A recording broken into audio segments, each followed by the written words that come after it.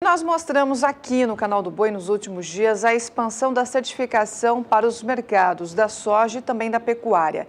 E esse tipo de protocolo também está sendo aplicado na fruticultura brasileira com as acreditações feitas aqui no Brasil mesmo. Esse é o assunto da entrevista da jornalista Sara Kirchhoff com Matheus Witzer, gerente de certificações SBC, Serviço Brasileiro de Certificações. Vamos acompanhar.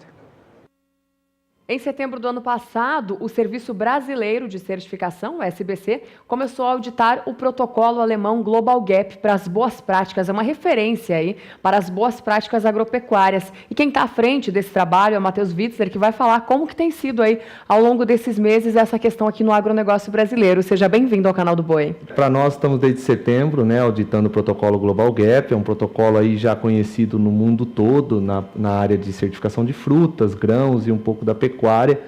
É um protocolo que o mercado europeu demanda bastante dos produtores, então para atingir esse mercado europeu, os produtores têm que buscar essa certificação. Para nós é uma alegria e também está sendo muito bom o retorno de busca dos produtores, que o Brasil já tem uma boa carteira de produtores certificados, então aí estamos iniciando nesse novo projeto aí de certificações.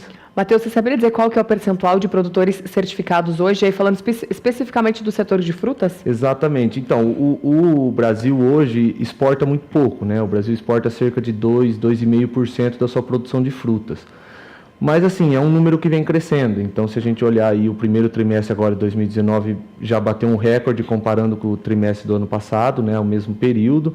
É um foco do governo, é um foco dos produtores de atingir esse mercado, que é um mercado sólido e que também trabalha um pouco na entre-safra do mercado brasileiro. Então, para o produtor, é possível ele atingir esse mercado e ter uma venda mais sólida, vamos dizer assim. Então, é um mercado que tem aí cerca de 2,5% de exportação do Brasil.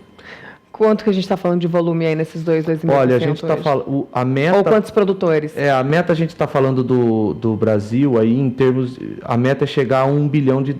Então, o ano passado foi 923 milhões de reais, Então, é um volume ainda pequeno, perto, porque a gente está falando de produção de 42 bilhões. Então, a gente... Ainda é um número pequeno, mas é um número que a gente que tende a crescer e os produtores estão buscando essa certificação para chegar lá, Matheus, claro que a gente sabe que são protocolos bem extensos, com uma série de exigências, mas no caso da fruticultura, o que a gente poderia destacar dessas exigências, falando principalmente do mercado europeu, claro? O foco do protocolo Global Gap, principalmente, são as boas práticas agropecuárias. Então, o treinamento dos trabalhadores, o uso de EPI, o equipamento de proteção individual, as avaliações de risco, o registro de fertilizantes usados, controle do limite máximo de resíduo de moléculas químicas nos produtos para cada país. Então, é importante que o Global Gap traz bastante isso. Então, os mercados que estão comprando o nosso produto, o produtor tem que levar em consideração esse mercado e qual o limite máximo de resíduo é permitido naquele país. Então, basicamente, o Global Gap é isso, são registros e procedimento de boas práticas dentro da fazenda. E como é que fica a questão de custo-benefício e de retorno para o produtor que resolve se inserir nesse mercado? A gente sempre fala que a certificação ela sempre vai trazer dois retornos para o produtor. O imediato é o retorno financeiro e que importa bastante, bastante, que paga toda essa conta. Sim. E o segundo é toda a gestão e todo o aprimoramento dentro da fazenda. O primeiro que a gente fala do retorno financeiro, o que é importante a gente pensar?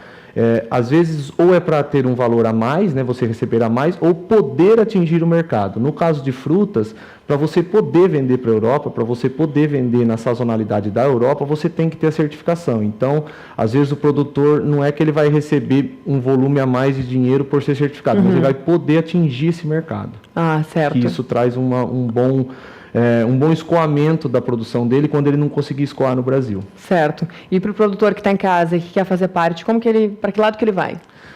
Bom, primeiro, entender como está o comércio dele, para quem que ele está vendendo. Isso é muito importante, se ele está vendendo para alguém que vai exportar para fora ou se ele mesmo está exportando.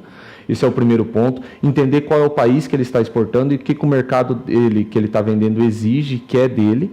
E aí, provavelmente, se a gente estiver falando de mercado europeu, vai ter uma demanda de Global Gap.